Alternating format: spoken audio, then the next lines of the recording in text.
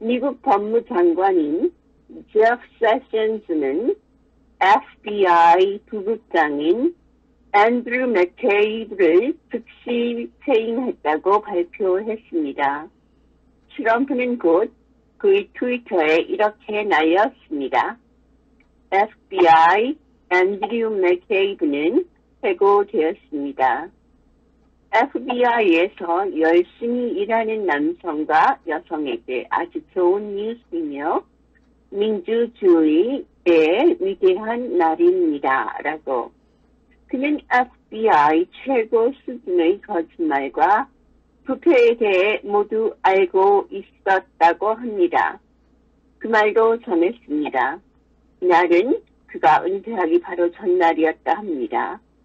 지난 1월 사임 의사를 발표한 맥케이브는 힐러리 클린턴이 비서국장으로 일하면서 개인 이메일 서버를 사용한 것에 대한 FBI의 조사 처리에 대한 재검토 중일 때였습니다. 맥케이브의 발언은 진술된 부정행위에 대한 포괄적이고 공정한 조사의 결과로 언론 매체에 대한 무단 공개와 여러 차례에 걸친 선서를 포함한 공평성이 결여되었다는 결론이 내려졌었습니다. FBI는 모든 직원이 최고 수준의 정직, 성실성, 책임성을 고수할 것으로 기대한다고 세션은 전했습니다. 트럼프 대통령은 법무부 장관인 제프 세션스의 결정을 민주주의의 위대한 날이라고 칭송했다 합니다. 조사 내용은 아직 공개되지 않았지만 클린턴 재단 조사에 관한 기자와의 의사소통에 중점을 두고 있는 것으로 알려져 있습니다. 이 보고서는 언젠가 국무부와 맥케이브 대변인을 예리하게 비난할 것으로 예상됩니다. 반테러 및 국가안보기구를 통해 상승한 맥케이브는 지난 여름 5월 전임 감독 제임스 코메이를 해고한 후 에이전시의 책임자로 활동했습니다. 그러나 그는 트럼프의 빈번한 표적이었습니다.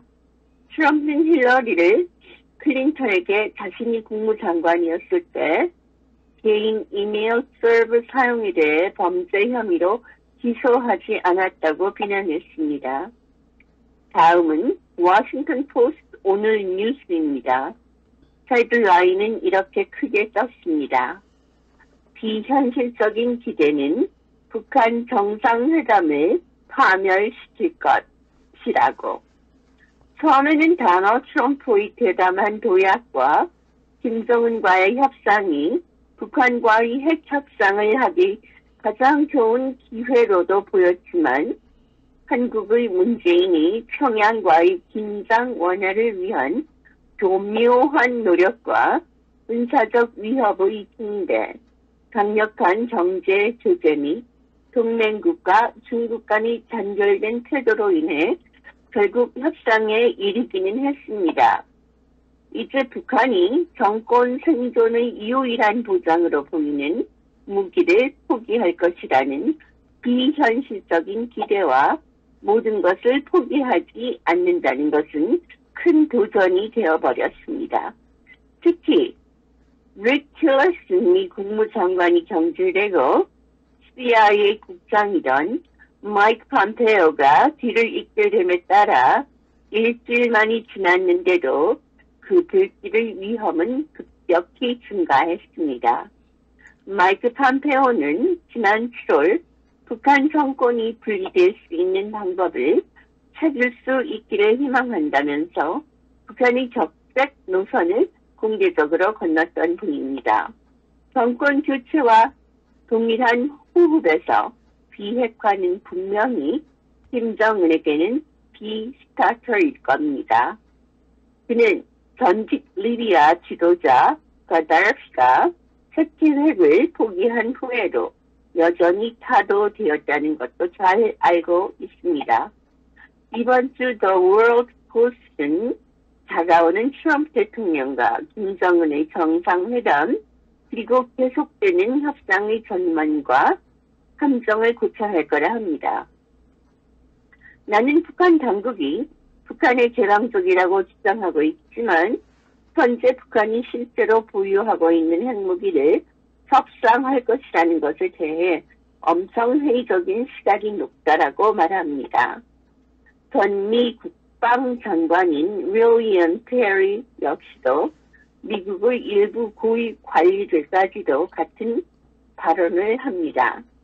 만약 실제로 비핵화의 길이 합의되더라도 그는 북한이 모든 핵무기를 철거하고 더 건설하지 않겠다는 조약을 확실하게 지킬 수 있다고 믿는 것은 근본적인 잘못이 될 것이라고 덧붙였습니다. 한마디로 북한은 믿어서는 안 되는 나라라는 의미이며 문재인 역시 미국은 믿지 않고 있는 것 같습니다. 또한 지금 막 한 10분 전에 한국에서 들어온 따끈한 뉴스라 하는데요. 한국은 정상회담에 대한 것을 준비하기 위해 북한과 이번 달에 높은 수준의 회담을 한다 합니다. 문재인과 북한 지도자는 미국 대통령과 이 회의 전에 도널드 트럼프를 충족시키기 위한 것이 이유라 말하지만 트럼프는 문재인과의 통화에서 트럼프와 북한은 앞날에 참여하기 위한 준비를 논의하고 구체적인 행동은 마음대로 하지 말라며 한반도의 비핵화만이 열쇠라고 거듭 말했습니다. 북한은 올바른 길을 선택한다면 밝은 미래가 가능할 것이라고 강조했다 합니다. 뉴욕 타임스는 트럼프가 국무장관 렉스 틸러슨을 정지를 한 후 이번 주에 중앙정보국 국장 마이크 폼페이오가 회담 계획의 리드 역할을 하고 있다 전했습니다. 폼페이오는 CIA와 북한 당국인 경찰 총국 간의 채널을 통해 대응자들과 연락 중이며 그는 수훈 한국정보원 원장과 계속 연락하고 있습니다. 이 계획은 그저 매우 초기 단계라고 관계자는 말했습니다. 북한이 회담에 동의하는 경우 미사일 프로그램을 동결하는 김정은의 의지가 과연 무엇인지 서울 측에서 발표할 기회를 준다고 했습니다. 문재인은 워싱턴과 긴밀하게 협력할 것을 트럼프와 약속했다 합니다. 트럼프 대통령은 한국 관리들에게 미국과의 무역 협상의 유연성을 보여줄 것을 요청했다고 한국 대통령이 말했다 합니다. 한국의 고위 관리들은 이달에 평양에서 김정은을 만났으며 북한이 안보가 보장된다는 말을 했다 합니다. 트럼프 대변인은 북한이 미국을 강타할 수 있는 핵 미사일 개발에 대한 위기를 해결하기 위해 만나기를 원한다는 놀랄만한 발표에 응하기는 했습니다. 미 국무부는 평양 제재를 통해 핵을 포기하도록 북한을 누를 것이며 캠페인은 미국이 주도하고 있다는 것을 강조하면서 양측이 역사적인 기회로서 트럼프와 김정은 사이 미팅의 발표라고도 말했습니다. 비핵화를 위한 확실하고 검증이 가능한 구체적인 단계일 뿐입니다. 지금은. 여러분들, 제 논평은 이렇습니다. 사실 미국 뉴스든 세계 뉴스든 이렇게 센시티브한 이슈가 헤드라인을 장식하는데 그나마 잠깐 한국 네이버 뉴스 순위를 보면 온통 듣도 보도 못한 연예인 소식과 어디까지가 진실이며 어디까지가 거짓인지 모르는 미투 따위 운동 같은 것들이 1위부터 10위까지 있는 것 같던데 문재인이가 대통령 되기 수년 전 사실 인권 변호사 시절에 변호했던 범죄자 중 한 명은 강간 살인범이었으며 무죄가 되었다 합니다. 그 피해자는 여자였는데 자살해 죽었고요. 그런 사람이 무슨 미투 운동할 자격이나 있을까요? 그가 변호한 자들은 주로 조선인, 간첩, 빨갱이, 흉악범, 살인자 이런 자들이었습니다. 그리고 인권 변호사는 솔직히 말씀드리면 전문적인 변호사 세계에선 그다지 지위가 높은 건 아닙니다. 매일매일 불이 나는데도 그런 현실은 감추고 아주 나라가 잘 돼가는데 거짓말을 하니 많은 바보들은 아직도 그 문제의 정확한 뉴스를 보며 믿는다는 그 현실이 참 한심합니다. 그곳이 나라인지 문재인과 그 떨거지들의 작은 놀이터인지 구별이 안 될 정도입니다. 애국 시민들은 춥던 덥던 최선 다해서 그 아스팔트 위에서 고생을 하고 있는데 자신이 나라가 지금 얼음 위를 마치 하의를 신고 걷는 모습이며 깊은 강물 속을 허덕이며 걸어가는 것조차도 모르는 채 그냥 자기 나라 망해가는 꼬라지들을 멍하니 구경하는 인간들은 대체 인간인지 괴물인지 모르겠습니다. 참 답답한 나라며 너무나도 민도 낮은 시민도 많은데 앞으로 더더욱 홍보해서 대한애국당 중심으로 개념 있는 분들이 더 많이 모였으면 좋겠다 하는 게 제 생각이었습니다. 그대를 만날 때면 이렇게 포근한데 잊을 수 없는 사랑이 어쩌면 좋아요. 이 소리 띄워봐도 마음이 슬퍼져요.